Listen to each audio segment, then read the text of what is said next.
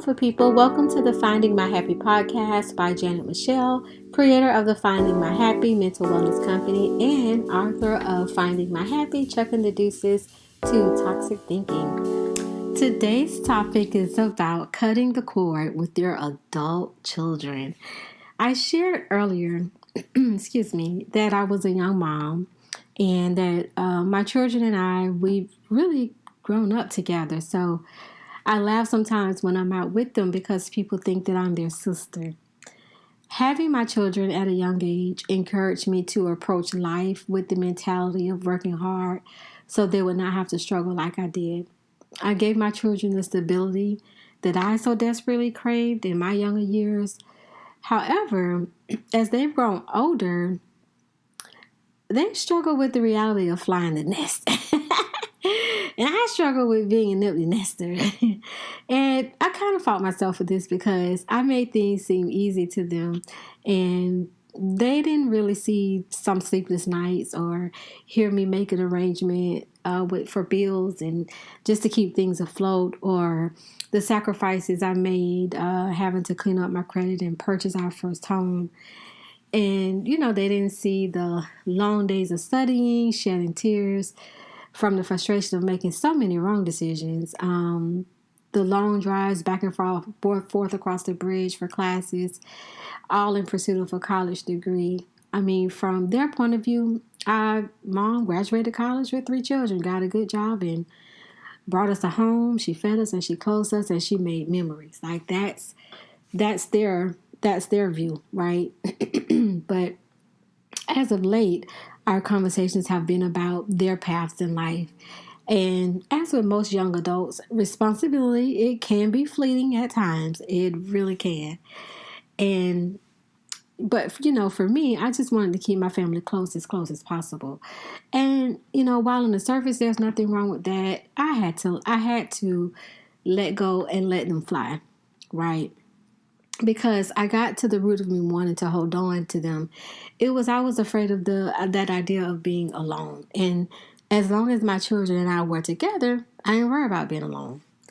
But the fear of loneliness and them not being able to handle my fear of loneliness, and then thinking that they would not be able to handle what was out there in the world, it just became a tool to keep them close when they deserve to start processing and learning how to fly, right? And so I had to let go of my safety net, so to speak, because it was a way of holding them back. And letting go forced me to trust that what I instilled in them would allow them to be okay.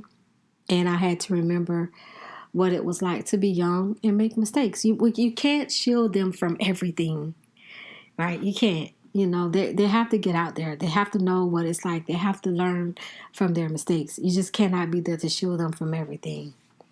And, like I said, they needed their room to make mistakes and learn from them. Of course, they didn't always see it that way. It's like, why gotta, but hey, it's a learning experience. But I can say, like, now I get filled with joy when they call me with their life updates and stuff like that. Hey, what should I do about this? What should I do about that? So I'm still able to mother from a distance, if you will, and not just be hovering, over them. And child, they're my little friends now. It's so funny how when they were coming up and you would tell, hey, man, one of your little friends, you can't talk to me like your little friends out there in the street. And it's like, now they're your little friends. I just think that's so funny. But I love them with every fiber of my being. I also do keep in mind that, they have their lives too. And I have to respect their boundaries as adults, right? And I also understood too, though, because I used to have a hard, fast rule, right? 21 up to 21, you can stay home, this, that, and the third. But as I grew older, I realized, you know what? It's rough out there. And sometimes they may need to come back and to a landing pad and kind of get their bearings and get back out there. But as with anything, I would say, hey, you might get knocked down, but when you get up with a plan. And so those are my boundaries. If they're coming back, okay, what's your plan? What are you going to do? Or how are you going to make it so that you're going to be okay should you hit a rough spot when you're out there in your own space and place. And so that, it for me, it's like, it's okay to welcome them back as adults because, baby, what is economy? Them babies gotta, woof. Them babies, they facing a lot. They are facing a lot. They really are. They really are. Because, child, these rent prices are ungodly. Yeah, I'm telling you. So it's okay, to have that space. But again, even so, welcoming them back, you still have to set those boundaries within the home. So, but before I go, I wanted to share 5 thoughtful tips for not becoming a helicopter parent with your adult children. Because it's so easy to do. It's so easy to do when your world like surrounded them and what they did. Like your world was their world. Their world was your world. Like it's, you know what I'm saying? It's so easy to do. And sometimes it's so hard to kind of loosen the strings a little bit. But so before I go, 5 tips for not becoming a helicopter parent with your adult children. Number 1, shift from control to support. Your role evolves as your children grow. Offer guidance when asked, but allow them space to make their own choices, even if those choices differ from yours. That's so important. So important.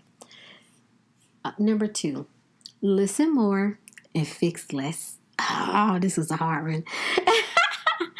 Adult children often need a sounding board, not a solution. Practice active listening and resist the urge to jump in with advice or a rescue plan. Listen to understand, not fix.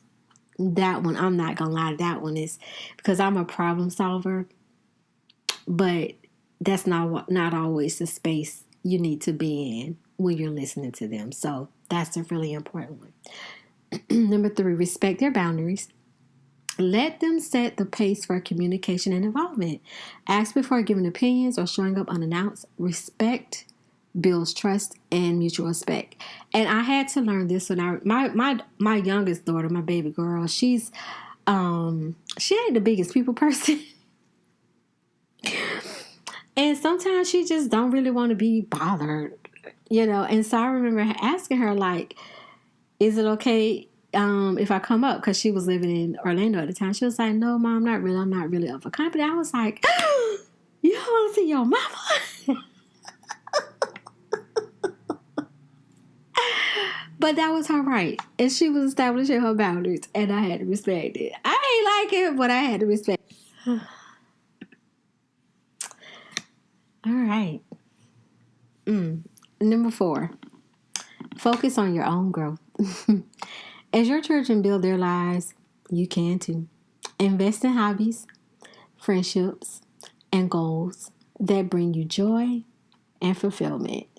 Independence goes both ways. Listen, number 4 for me, because I had already started finding my happy, like that's my thing, like outside of work and things of that nature is pouring into finding my happy. But I realized, you know what, it's work too. Don't get it twisted. Yes, I know the purpose of it and I know my purpose in it, but it can sometimes feel like work, especially, because I have to do my newsletters and record these podcasts, edit these podcasts, manage social media. So it can feel like work. So I'm looking forward to being more intentional about hobbies. That's what I'm looking forward to being more intentional about, getting out and doing some things. That's just a hobby. Ain't no pressure behind it. It's just a hobby to pick up. So I have a couple in mind that I actually like, and I started pursuing it, but then it was turned into a business, and I was like, ugh. You know what I'm saying? So I was like, you know what? I'm going to pick it back up, but I'm just going to do it as a hobby because I do enjoy it. I enjoy it. So, yeah, but that independence, it truly goes both ways. Get you some friends and get you some goals. That's going to bring you some joy and fulfillment and quit being them churn business. Leave them adult children alone. Nah, within reason. Because like I said, they are like my friends too. So it's not like, it's a total neglect of our relationship. But you do have to give them space and focus on your own growth and the season that you're in. Because empty nesting, it's a season. It's a season. It truly is. And it's one that can last. Because even if like you have a significant other, you're still in that season, in that space where it's just the kids aren't in the house, and now you may even move into a space where you have grandchildren now. So, but even then, the grandkids not over there all the time, for the most part. So, number 4, focus on your own growth. Number 5, celebrate their autonomy. Acknowledge and appreciate their ability to make decisions, solve problems, and grow. Trust that you've taught them well and let their life lessons unfold. And that is such a big one for me because I be telling when my kids call me that and they don't solve their own problems, and especially my oldest daughter, and she'll tell me she's worked out this issue, and I was like, yeah, well, what happened? Oh, I did this and this, and I sent them this, and I got on the phone and I talked to this person. I'm like, okay. In those instances, I'd be like, oh, she's a little mini me, you know what I'm saying? Especially with customer service stuff. But I'm happy. But she's an excellent planner and itinerary person, and when she wants to do something, she's gonna set her mind to it and she's gonna do it. And don't think you finna do her dirty, no, because she got all her receipts and she gonna get you together in a nice and professional way. And so I love that about her. My baby girl, she's kind of the same way. I can't honestly say she's very mature. Actually, all of my kids, they have that about them. My son, he's a little bit more laid back though. But my girls, they definitely, if they got a problem, they got to take care of. Now they will call me if they need reinforcement.